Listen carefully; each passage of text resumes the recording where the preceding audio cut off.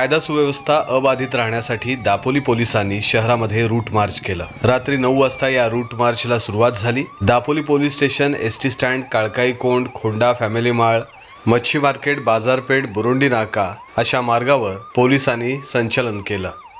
शहरामध्ये कोणताही अनुचित प्रकार घडू नये यासाठी पोलिसांनी ही खबरदारी घेतली। या रूट मार्चमध्ये प्रांताधिकारी अजित थोरबोले, उपविभागीय पोलीस अधिकारी सचिन माइनकर, तहसीलदार अर्चना बोंबे, पोलीस निरीक्षक विवेक अहिरे, शीघ्र कृती दल, पोलीस आदींचा समावेश होता। या रूट मार्च दरम्यान पोलिसांनी सर्व नागरिकांना शांततेचं आवाहन केलं।